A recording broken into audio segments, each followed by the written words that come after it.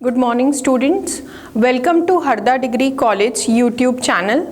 Myself Huma Shamim Bhatt. Students, today we are here to discuss a very important topic of the subject HRM, one of your specialization subject for MBA third semester students. उसमें आपको एक subject है HRM के group में industrial relations and labour law. तो उसका students first unit का मैंने एक टॉपिक जो बहुत इम्पॉर्टेंट है वो लिया है, वो है आप जैसे कि स्क्रीन पे देख सकते हैं historical background of industrial relations in India. तो हम देखेंगे इतिहास इंडस्ट्रियल रिलेशंस का with context to our country India.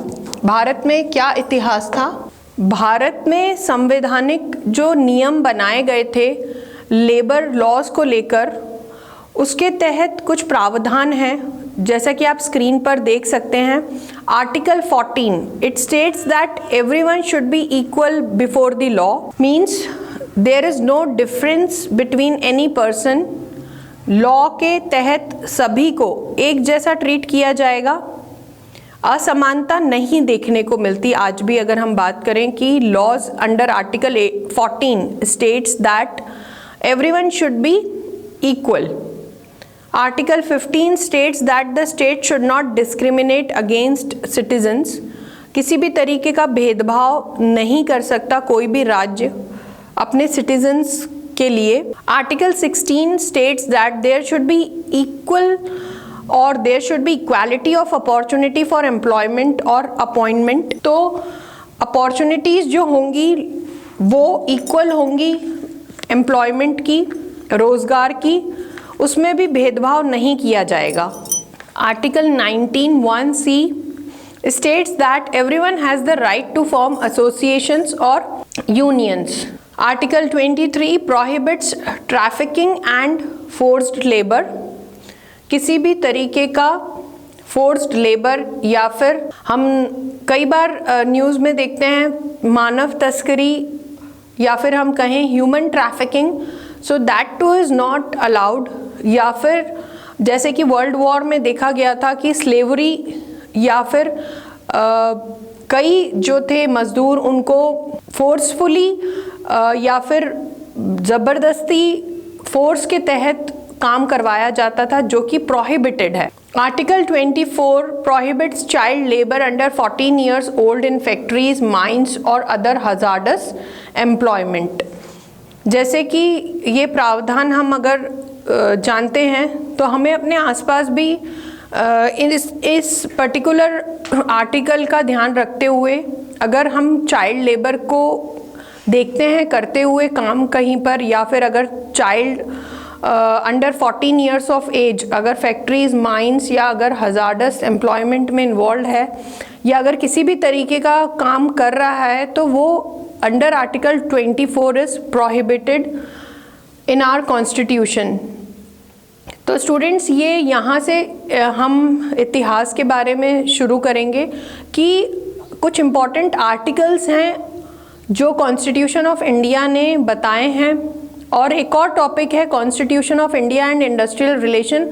आप अगर चाहें तो उसके इंट्रोडक्शन में भी ये पॉइंट्स लिख सकते हैं। अब देखते हैं कि ये जो हिस्ट्री है या भारत का जो इतिहास है ये दो फेजेस में मुख्यतः डिवाइडेड है।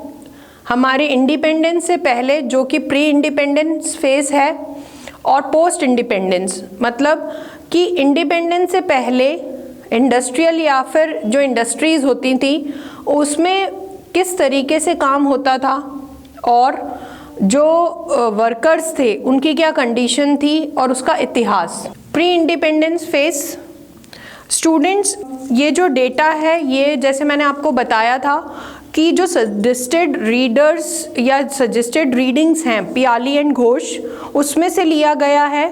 तो आप ऑथेंटिक डेटा या ऑथेंटिक कंटेंट ही अगर लिखेंगे तभी आपको क्वालिफाइंग मार्क्स मिलेंगे। तो इसलिए मेरा सजेशन है कि आप इस कंटेंट को कहीं नोट डाउन कर लें या इसका स्क्रीनशॉट लेकर इसमें से पढ़ाई करें।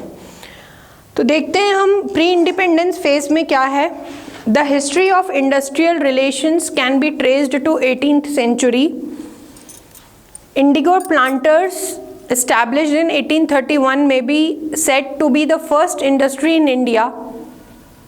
जैसा कि देखा गया है कि इंडस्ट्रियल रिलेशंस जो हैं उसका इतिहास 18th सेंचुरी से स्टार्ट हुआ है और इंडिगो या फिर नील की खेती हुआ करती थी 1831 में, और कहना गलत नहीं होगा कि वो भारत की पहली इंडस्ट्री थी।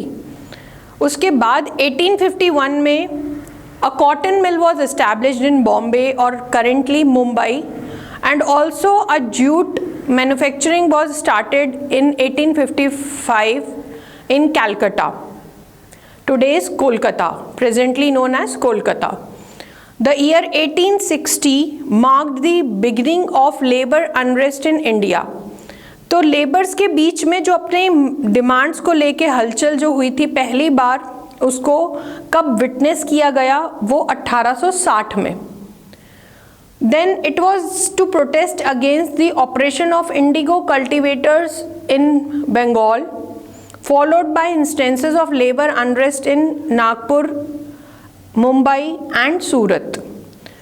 जो कंडीशन थी नील की खेती करने वाले जो वर्कर्स थी उनकी, उसके अगेंस्ट एक प्रोटेस्ट या मार्च निकाली गई थी, और इसी के आगे कुछ घटनाएं और इंडिया में भारत में हो रही थी, वो नागपुर, मुंबई और सूरत में थी। तो स्टूडेंट, ये प्री इंडिपेंडेंस फेज के कुछ कंडीशंस थी। इसी सीरीज में आगे factories act 1881 was an important milestone in the evolution of industrial relations. 1881 में फैक्ट्रीज एक्ट को इनैक्ट किया गया। 1890 में जो फर्स्ट वर्कर्स एसोसिएशन थी उसने अपना फॉर्म लेना शुरू किया, and the first workers association, ये बहुत इम्पॉर्टेंट इंफॉर्मेशन है students, named Bombay mill hands Association was established with the efforts of N.M. Lokhande. 1890 में under the leadership of N.M. Lokhande first जो एसोसिएशन वर्कर्स का स्थापित हुआ था उसका नाम था Bombay mill hands association. Also, the Trade Unions Act came into existence in 1926, contained provisions for registration of trade unions. व्यापार को लेके वर्कर्स इकट्ठे हुए, उन्होंने यूनियंस बनाए जिनका नाम हम देख सकते हैं ट्रेड यूनियन पड़ा। ये ट्रेड यूनियंस रजिस्टर्ड हुआ करते थे एंड उनका रजिस्ट्रेशन कंपलसरी कर दिया गया under the act of 1926, and also they were empowered through this particular act. The World War First, जो कि 1914 to 1918 था, resulted in price rise, या कीमतों में या मूल्यों में काफ़ी वृद्धि देखी गई, which enabled employers to generate profits. इसका सीधा सीधा फ़ायदा या लाभ एम्प्लॉयर्स को या व्यापारियों को मिला, और कंडीशन जो वर्कर्स थी वो काफ़ी डिटियोरेट हुई। इसीलिए वर्कर्स ने स्ट्राइक करी, स्पेशली जो कपड़ा या फिर मिल में काम करने वाले थे। टेक्सटाइल लेबर एसोसिएशन ने अहमदाबाद में, it took place in 1970। So strike off workers of textile labour association was witnessed in the year 1917. It was led by Mahatma Gandhi, and the strikes at Madras by workers of Bunking Up and Carnatic Mills in 1910 and 1921. तो students, ये कुछ आप देख सकते हैं यहाँ पर कुछ ईयर्स दिए गए हैं। तो इन ईयर्स के साथ आपको कुछ इम्पॉर्टेंट इन्फॉर्मेशन दी गई है। तो ये आपको जानकारी देती है कि किस तरीके से जो इतिहास है वो गवाह है कि कैसे वर्कर्स की जो स्थिति थी वो डे बाय डे इम्प्रूव होती हुई दिख रही है, या कॉन्स्टिट्यूशन या भारतीय संविधान के तहत किस तरीके से कुछ नियम या कानून ऐसे बन रहे थे, प्रावधान बन रहे थे जिसके तहत वर्कर्स को या उनके हितों को या उनकी मांगों को प्रोटेक्ट किया जा रहा था या संरक्षण दिया जा रहा था। Then we can see formation of ILO in 1990 gave boost to labor movement. Also, All India Trade Union Congress was established in 1920 and the Compensation Act was established in 1923. Trade Union Act was enacted in 1926. ये कुछ act जो बन रहे थे वो again जैसे कि मैंने आपको बताया कि वर्कर्स के हित में ही बनाए जा रहे थे, तो इनको बहुत शॉर्ट में पॉइंट्स में लिखा है, आप इसी तरीके से याद करेंगे तो आपके लिए काफ़ी इजी होगा। And also post world war second many developments took place. Second world war के जो ईयर्स हैं वो 1939 टू 1945 चला था। और फिर हम देखेंगे कि the Indian national trade union Congress was formed in 1947। इसका गठन जो हुआ था Indian national trade union Congress का वो 1947 में हुआ था। Industrial employment act 1946 and industrial disputes act 1947 was enacted. तो कुछ जो इसमें रूल्स हैं स्टूडेंट, फर्स्ट पॉइंट ILO का जो गठन हुआ उसको, और अगर आप ध्यान से देखें तो कुछ जो इसमें पॉइंट्स हैं वो हमें यही दर्शा रहे हैं कि प्री इंडिपेंडेंस भी काफ़ी रूल्स या प्रावधान या कुछ एक्ट्स में अमेंडमेंट भी हो रहा था और फॉर्मेशन भी हो रहा था। And it led to boosting up the labour movement across the country. कई जगह पे लेबर मूवमेंट हुए और उससे अंतर्राष्ट्रीय स्तर पर भी अगर हम देखें तो ILO का formation in 1990 was one of the steps to give a strong foundation to labor movement across the world. Post independence अगर हम देखें तो एक ट्रीपार्टाइट या त्रिपक्षीय कॉन्फ्रेंस हुई थी 1947 में, जिसका उद्देश्य इंडस्ट्रियल पीस था, ताकि जो वर्कर्स अगर अपनी वर्क प्लेस पर हैं तो उन्हें किसी भी तरीके की मानसिक या शारीरिक हानि ना हो। And it required management to maintain industrial peace and prevent any work stoppages during the next 3 years to promote industrial growth.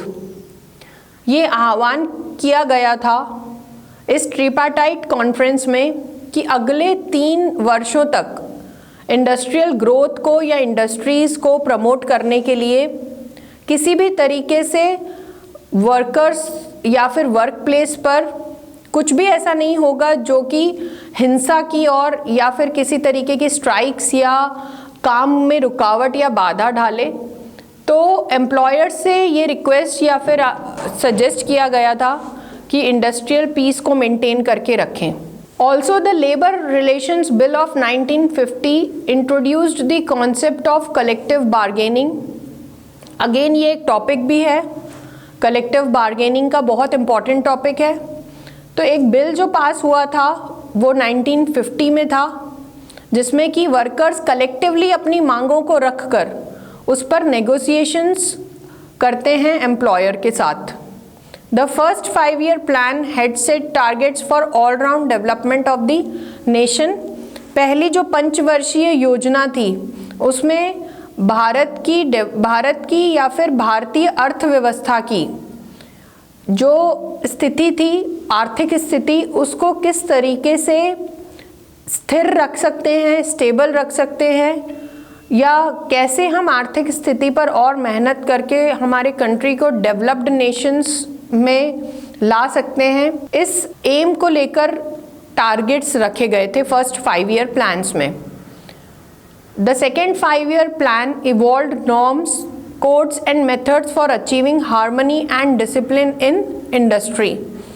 जो सेकेंड पंचवर्षीय योजना थी उसमें कई प्लान के ऑब्जेक्टिव्स थे, जिसमें कि एक ये भी था कि इंडस्ट्रियल हार्मनी और डिसिप्लिन को कैसे मेंटेन किया जा सकता है। तो स्टूडेंट्स ये जो अलग अलग लॉज बनते चले गए उसी का नतीजा है कि आज हम देखते हैं कि भारत में पब्लिक और प्राइवेट सेक्टर्स की जो इतने बड़े बड़े इंडस्ट्रियल हाउसेस हैं वो कैसे इतना पीसफुली काम कर रहे हैं विथआउट एनी स्ट्राइक्स और without any labour unrest in India. The Indian labour conference was also held in 1957.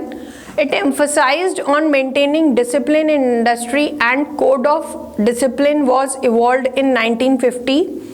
Again एक और लेबर कॉन्फ्रेंस हुई थी 1957 और 58 में, जिसके तहत वर्कर्स के लिए भी कुछ कोड ऑफ कंडक्ट या code of discipline lay down की गई थी, जिसके तहत उनको कुछ पॉइंट्स में निर्देश दिए गए थे कि अगर उन्हें अपनी मांगे या उन्हें कुछ एम्प्लॉयर से प्रॉब्लम है या उनके हित में अगर कुछ नहीं हो रहा वर्क प्लेस पर, तो भी कोड ऑफ कंडक्ट या कोड ऑफ डिसिप्लिन के चलते उन्हें किसी इनडिसिप्लिनरी एक्ट को ना करते हुए कोड ऑफ डिसिप्लिन को फॉलो करके अपनी मांगों को उचित ढंग से एम्प्लॉयर तक पहुंचाना है और फिर नेगोशिएशंस करने हैं.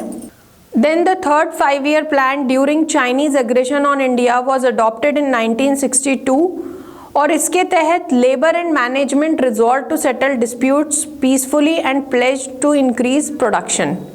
इसमें भी और हम देख सकते हैं कि वर्कर्स और एम्प्लॉयर्स के बीच में जो आपसी व्यापार को लेके संबंध थे, काम को लेके जो उनके संबंध थे, वो और स्मूथ होते चले गए और उन्होंने ये प्लेज ली कि वो प्रोडक्शन को इंक्रीज करेंगे और पीसफुली अपना इंडस्ट्रियल एक्ट के तहत या थर्ड 5-year प्लान के तहत अपना काम करते रहेंगे. आखिरी पॉइंट अगर आप देखें, an important event during this plan was appointment of first national commission on labour that took a comprehensive view of industrial relations in the country in its report. तो एक इम्पॉर्टेंट घटना जो हुई थी, first national commission on labour and it took a comprehensive view of industrial relations in the country in its report.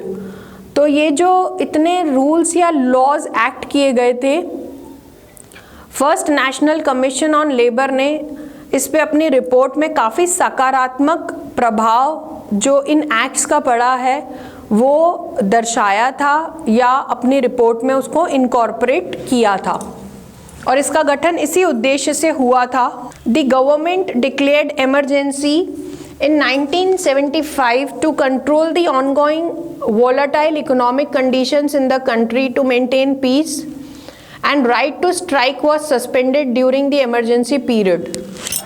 Also, you can see that there was an emergency in 1975 and also the right to strike was suspended. Emergency जब लागू की गई थी तो strikes prohibited थी. The Industrial Policy Resolution of 1980 reformed the earlier resolution of 1956. The Industrial Policy Resolution of 1980 जो था उसने 1956 का जो resolution था उसको reframe किया था, reform किया था. Also notable changes in the industrial relations took place and a new policy was adopted in 1991 that aimed at liberalization of the economy. किस तरीके से जो रूल्स थे व्यापार करने के अंतर्राष्ट्रीय स्तर पर या राष्ट्रीय स्तर पर उनको किस तरीके से लचीला बनाया गया था under the policy of liberalisation. The policy put up the responsibility on the government to equip workers with adequate skills in order to deal with the technological changes.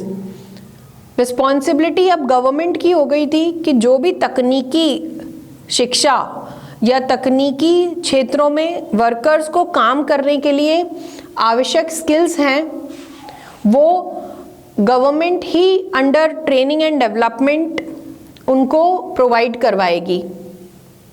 Also it considered workers as equal partners in economic growth and emphasised upon training and workers participation in management. तो workers को equal partners माना गया economic growth में and also training and workers participation in management भी यहीं से शुरुआत हुई कि वर्कर्स का पार्टिसिपेशन में या प्रबंधन में, डिसीजन मेकिंग में उनका कंट्रीब्यूशन या उनका इन्वॉल्वमेंट क्यों और कैसे आवश्यक है, और उनका जो पार्टिसिपेशन है उसको किस तरीके से देखा गया, दर्शाया गया, जिसका पॉजिटिव या सकारात्मक प्रभाव हमारे इकोनॉमी पर पड़ा. So thank you so much students. I hope the content of the slides would be very useful for you. Thank you so much.